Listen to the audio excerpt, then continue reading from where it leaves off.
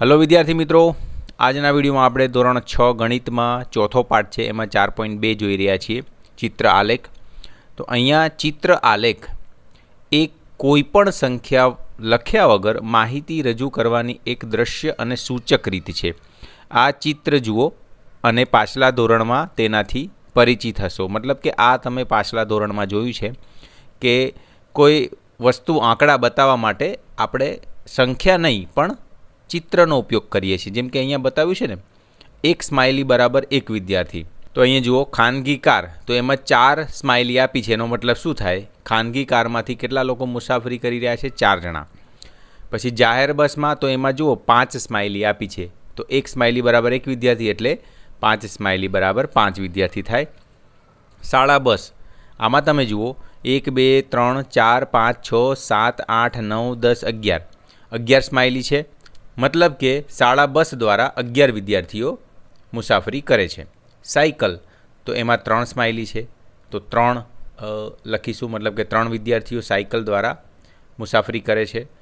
ચાલવું, એટલે ચાલતા કેટલા જાય છે? તો 3 ને 3 6 ને 7. તો આ રીતના અહીંયા જે ચિત્ર આલેખનો મતલબ શું છે અથવા એની જરૂર કેમ પડે કે કોઈ સંખ્યાને આપણે ચિત્ર વડે દર્શાવી શકીએ, જેનાથી આપણને ઇઝીલી સમજાઈ જાય, આંકડાની જરૂર ના પડે એટલા માટે.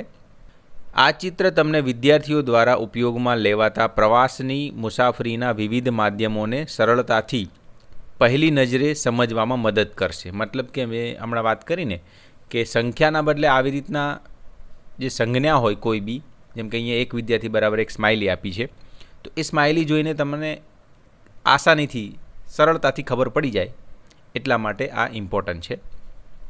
આ ચિત્રના આધારે નીચેના પ્રશ્નોના જવાબ આપો. તો અહીંયા આ જે છે એના આધારે આપણે નીચેના પ્રશ્નોના જોઈશું જવાબ.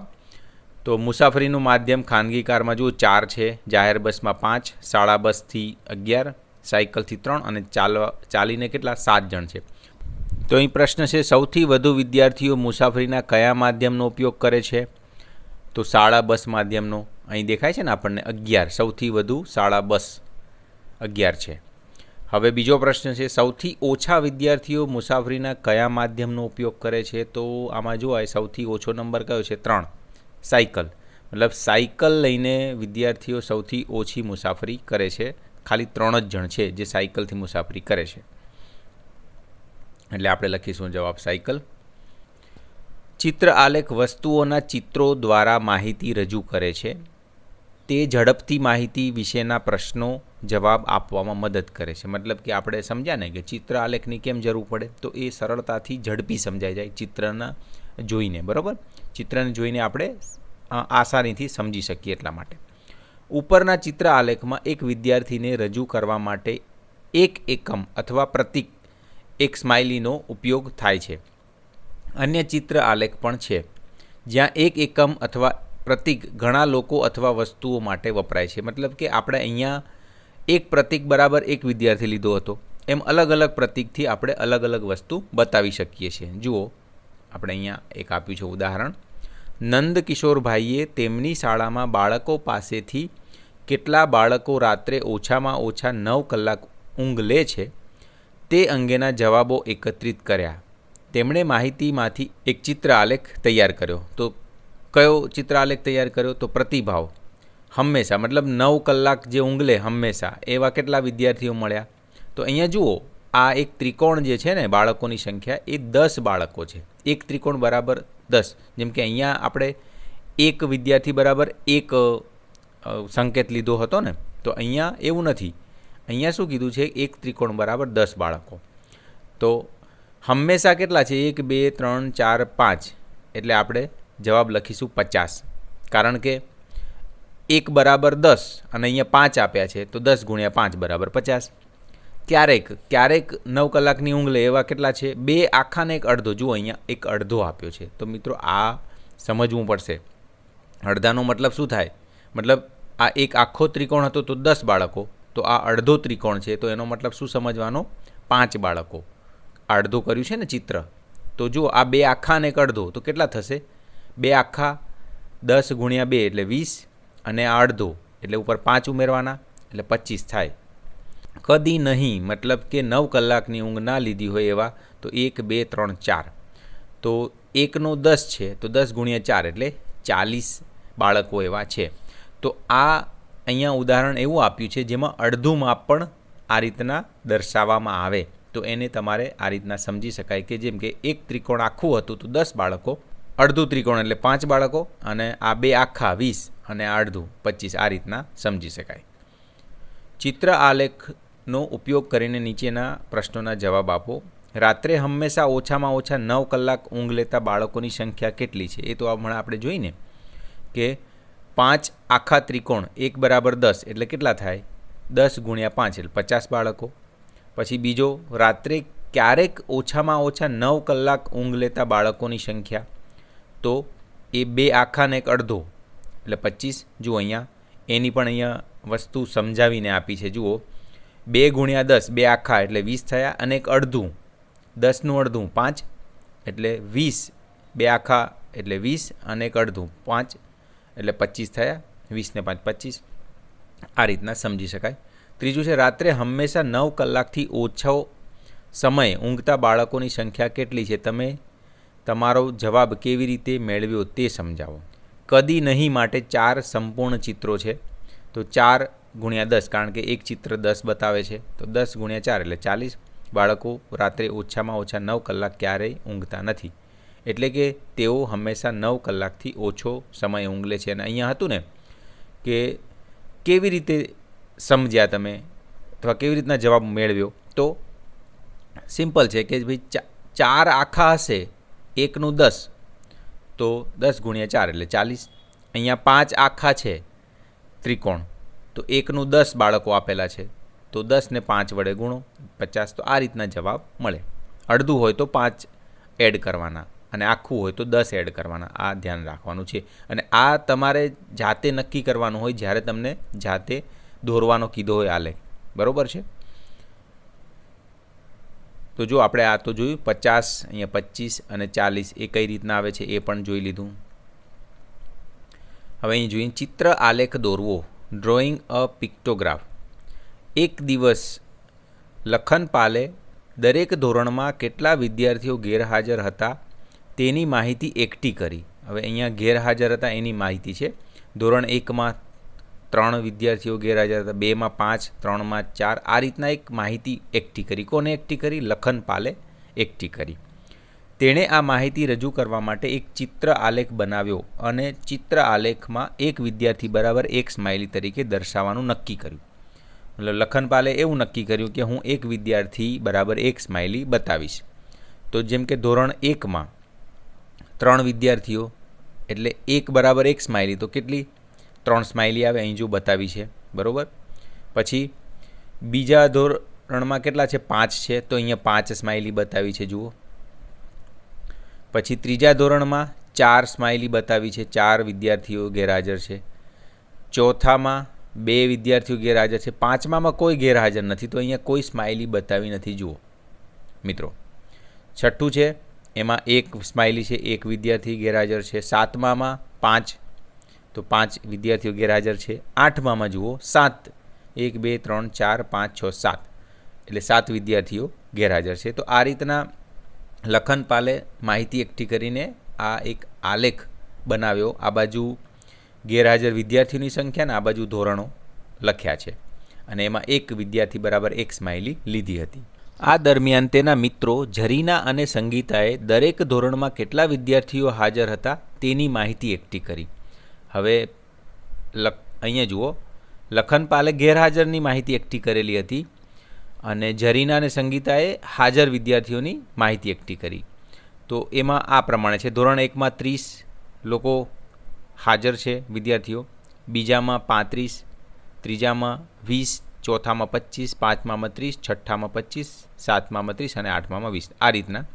હવે અહીં શું કહે છે? જો તેઓ તેમની માહિતીને ચિત્ર આલેખ દ્વારા દર્શાવવા માંગતા હોય, જ્યાં તેઓ પણ લખનપાલની જેમ દરેક વિદ્યાર્થી માટે પ્રતીક, આ રીતનો સ્માઇલીનું જે પ્રતીક છે નો ઉપયોગ કરે છે, તેઓ કયા પડકારોનો સામનો કરી શકે છે? તો અહીંયા પડકારો શું આવે? તો આપણને દેખાય છે, જુઓ મિત્રો, કે અહીંયા 35 છે. અહીંયા 25 છે, અહીંયા 25 છે, તો એમાં અડધું જ્યારે કરવાનું હોય ને એમાં પડકારો આવે. તો જોઈએ આપણે આ રીતના લખીશું. પડકાર શું છે?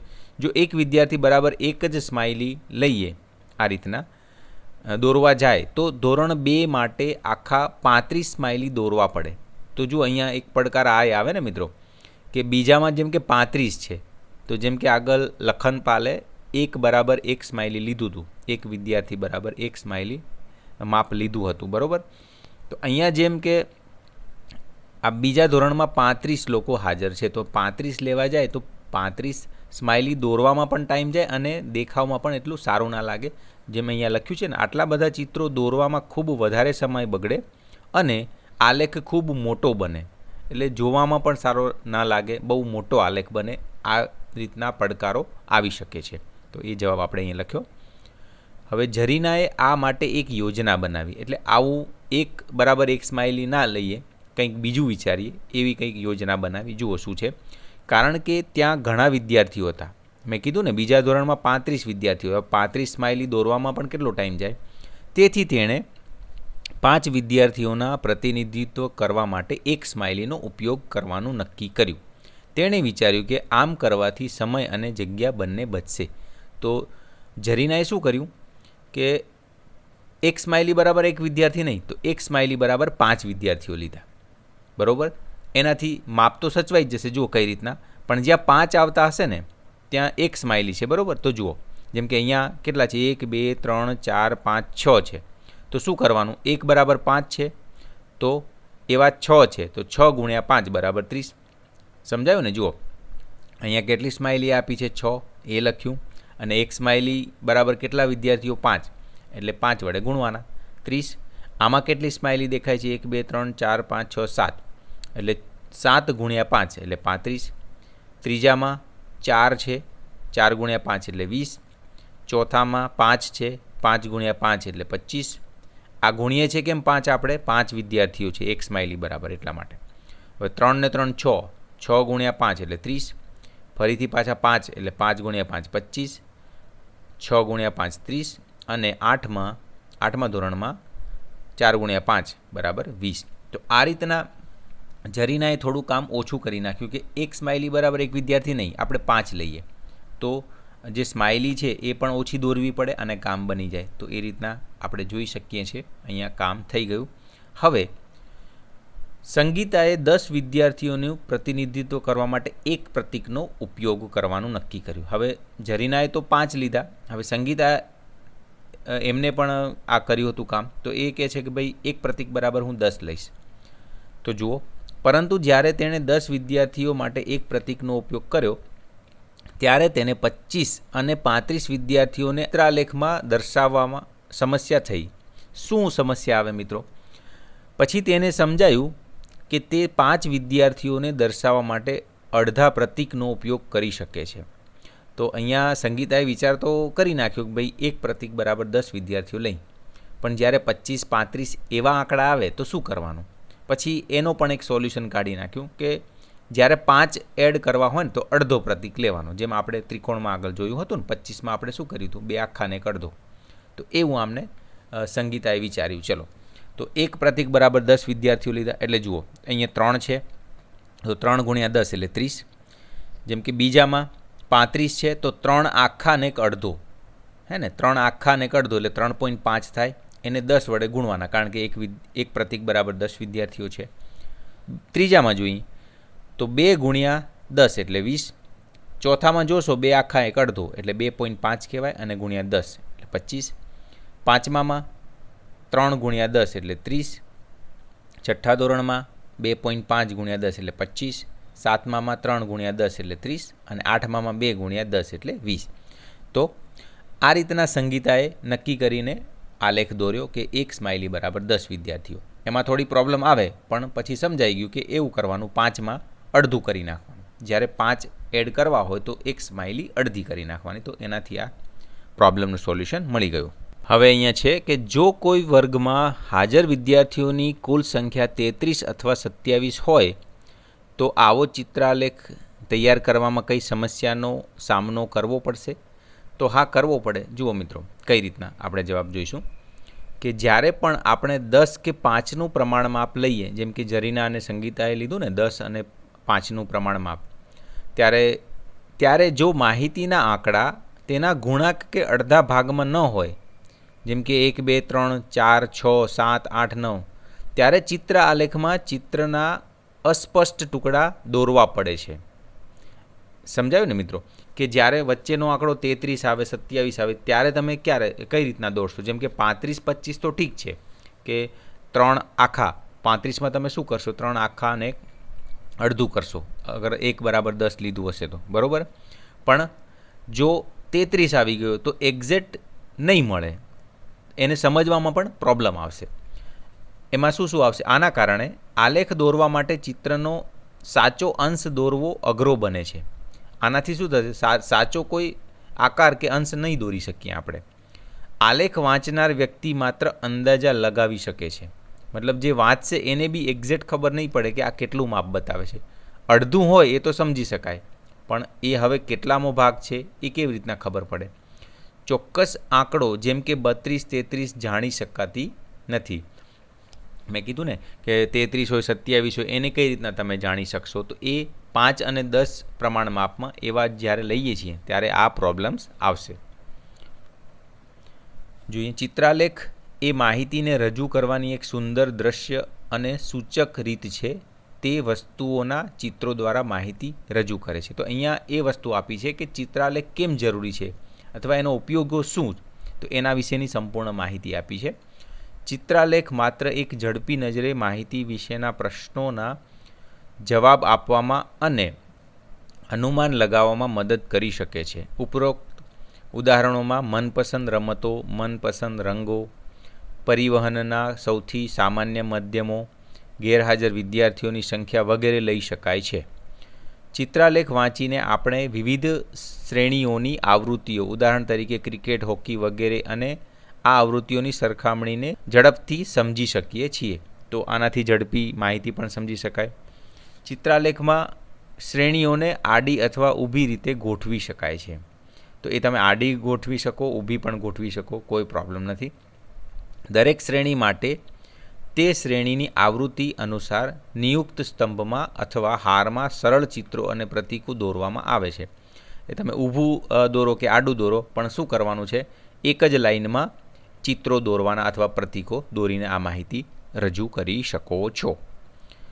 દરેક પ્રતીક, સિમ્બોલ અથવા ચિત્ર, પિક્ચર શું રજૂ કરે છે તે બતાવવા માટે એક પ્રમાણમાપ સ્કેલ અથવા પ્રતીક, ઉદાહરણ તરીકે 1 સ્માઇલી બરાબર 1 વિદ્યાર્થી અથવા 1 સ્માઇલી બરાબર 5 વિદ્યાર્થીઓ. મતલબ કે એમ કે છે કે અહીંયા તમારે ગમે તેમ એને કંઈ પ્રમાણમાપ ના અપાય.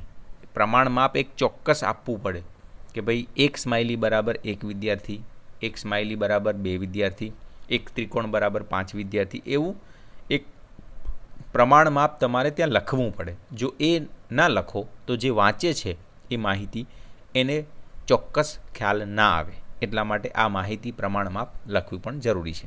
ઉમેરવામાં આવે છે, મતલબ કે આ પ્રતીકના આ રીતના ઉદાહરણો ઉમેરવામાં આવે છે કે ભાઈ 1 હોય તો 1 સ્માઇલી, 5 વિદ્યાર્થીઓ 1 સ્માઇલી, એ રીતના તમારે લખવું પડે. દરેક પ્રતીક અથવા ચિત્ર એક એકમ અથવા બહુવિધ એકમોનું પ્રતિનિધિત્વ કરી શકે છે. એ તો આપણે જોયું કે 1 સ્માઇલી બરાબર 1 વિદ્યાર્થી પણ લઈ શકો અને 1 સ્માઇલી બરાબર 5 વિદ્યાર્થીઓ પણ લઈ શકો. જ્યારે માહિતીની માત્રા મોટી હોય અથવા જ્યારે આવૃત્તિ, પ્રમાણમાપ અથવા ચિહ્નના ચોક્કસ અવયવી ન હોય ત્યારે ચિત્રાલેખ તૈયાર કરવો વધુ પડકારજનક બની શકે છે. મતલબ કે આવૃત્તિના જે આંકડા હોય મોટા હોય અને જે મેં કીધું ને ચોક્કસ એનું માપ, જેમ કે 5 હોય, તમે 1 બરાબર 10 લીધું, 5માં અડધું સમજો, પણ હવે એના ગુણાંકમાં ના આવતો હોય આંકડો, અહીં લખ્યું છે ને અવયવી, ચિહ્નનો ચોક્કસ અવયવી ન હોય ત્યારે ચિત્રાલેખ દોરવો થોડો પડકારજનક બની શકે છે. તો આ વસ્તુ ધ્યાનમાં રાખવાની. વિચારો અને શોધો. તો જો અહીંયા નીચેનો ચિત્રાલેખ ગિન્નોરીની એક માધ્યમિક શાળાની લાઇબ્રેરીમાંથી વિદ્યાર્થીઓ દ્વારા એક અઠવાડિયામાં લીધેલા પુસ્તકોની સંખ્યા દર્શાવે છે. જુઓ, દિવસ સોમવારે અહીં લીધેલા પુસ્તકોની સંખ્યા. હવે અહીંયા એક પુસ્તક બરાબર, અહીંયા પિક્ચર આપ્યું છે ને, એક ચોપડી બરાબર એક પુસ્તક, એવું લખ્યું છે. તો સોમવાર જોઈએ 1, 2, 3, 4, 5, તો કેટલા છે? 5 પુસ્તક થાય. મંગળવારે 4 દેખાય છે ને, 1 2 3 4, તો મંગળવારે 4 પુસ્તક. બુધવારે 2 દેખાય છે એટલે 2 પુસ્તક, કારણ કે આપણને અહીંયા એક પુસ્તક બરાબર એક ચોપડી આપી છે દોરેલી. ગુરુવારે કશું જ નથી દોર્યું, એનો મતલબ શું થાય કે 0 પુસ્તક. શુક્રવારે 5 પુસ્તક. શનિવારે 1 2 3 4 5 6 7 8, 8 પુસ્તક થશે, બરાબર.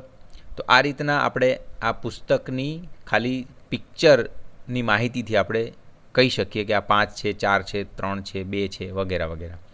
તો હવે આગળ જોઈએ. હવે અહીંયા પ્રશ્નો આપ્યા છે. કયા દિવસે સૌથી ઓછી સંખ્યામાં પુસ્તકો લેવામાં આવ્યા છે? પછી અઠવાડિયા દરમિયાન લીધેલા પુસ્તકોની કુલ સંખ્યા કેટલી હતી? આ બધા પ્રશ્નોના અહીંયા જવાબ જુઓ. ગુરુવારે સૌથી ઓછા પુસ્તકો લેવામાં આવ્યા હતા. પછી બધા પુસ્તકોનું 24 પુસ્તકો થાય છે અઠવાડિયાના આખા. આના જવાબો આપણે આગળ પણ આપ્યા જ છે. જોઈએ 1 મિનિટ. અહીં પ્રશ્ન છે, કયા દિવસે સૌથી ઓછા સંખ્યામાં પુસ્તકો લેવામાં આવ્યા હતા? તો આપણને દેખાય જ છે ગુરુવારે 0 પુસ્તક, એટલે જવાબ આવશે ગુરુવારે 0 પુસ્તક સૌથી ઓછા લેવામાં આવ્યા હતા. હવે બીજો પ્રશ્ન છે, અઠવાડિયા દરમિયાન લીધેલા પુસ્તકોની કુલ સંખ્યા કેટલી હતી? તો જુઓ અહીં દેખાય છે ને 5 + 4 + 2 + 0 + 5 + 8 એટલે કે 24. કુલ 24 પુસ્તકો અઠવાડિયા દરમિયાન લેવામાં આવ્યા હતા. ત્રીજો છે, કયા દિવસે સૌથી વધુ સંખ્યામાં પુસ્તકો લેવામાં આવ્યા હતા અને તેનું કારણ શું હોઈ શકે? તો શનિવારે સૌથી વધુ 8 પુસ્તકો અહીં જોઈ શકાય છે. જુઓ, શનિવારે સૌથી 8 વધુ પુસ્તકો લેવામાં આવ્યા હતા. કેમ? તો તર્ક એવું આપણે કહી શકીએ કે શનિવાર પછી રવિવારની રજા આવે છે. વિદ્યાર્થીઓ પાસે વાંચન માટે વધુ મફત સમય હોવાથી તેઓ શનિવારે વાંચન માટે સૌથી વધુ પુસ્તકો ઘરે લઈ જાય છે. એટલા માટે એટલે કહી શકાય કે રવિવારે રજા હોય ને થોડો ટાઈમ હોય એમના જોડે, એટલે ઘરે વાંચવા માટે શનિવારે પુસ્તકો ઘરે લઈ જાય. આ તર્ક આપી શકાય. હવે બીજો પ્રશ્ન છે, મગનભાઈ જામનગરમાં પતંગો વેચે છે. આસપાસના ગામોમાંથી 6 દુકાનદારો તેમની પાસેથી પતંગો ખરીદવા આવે છે.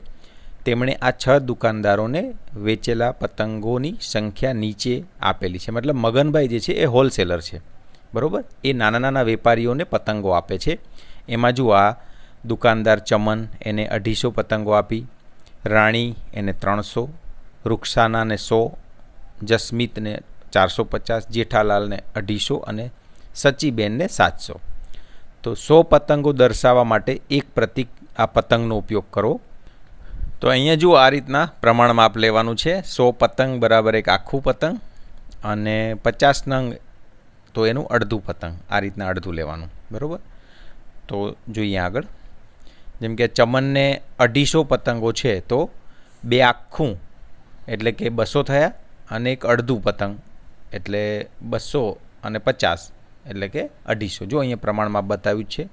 એક પતંગ આખું એટલે 100 પતંગો અને અડધું એટલે 50 પતંગ.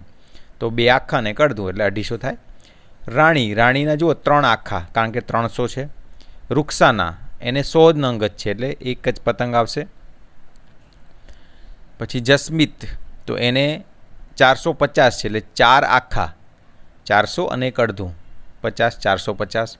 જેઠાલાલ તો એને 250 પતંગ છે, તો 2 આખા ને એક અડધું. સચીબેન તો 1 2 3 4 5 6 7 એને 700 પતંગો લીધેલા હતા સચીબેને. તો આ રીતના આપણે એનો આલેખ બનાવી શકીએ.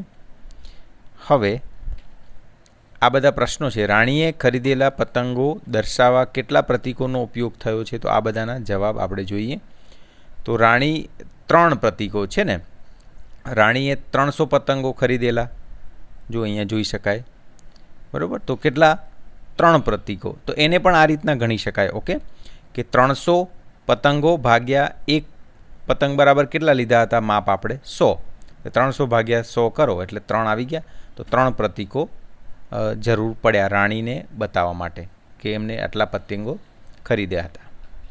તો રાણીએ 300 પતંગો માટે 3 પ્રતીકો આપણે, તો મતલબ કે રાણીએ જે પતંગો ખરીદ્યા એના માટે 3 પ્રતીકોની જરૂર પડશે. બીજો પ્રશ્ન, સૌથી વધુ પતંગ કોણે ખરીદ્યા? તો સચીબેને સૌથી વધુ 700 પતંગો ખરીદ્યા. એટલે 7 અહીંયા જુઓ પતંગો આપ્યા છે, એમને 700 પતંગો ખરીદ્યા હતા. એટલે ત્રીજો પ્રશ્ન છે, જસ્મીત કે ચમનમાંથી કોણે વધુ પતંગ ખરીદ્યા? તો જુઓ, ચમને 250 અને જસ્મીતે 450.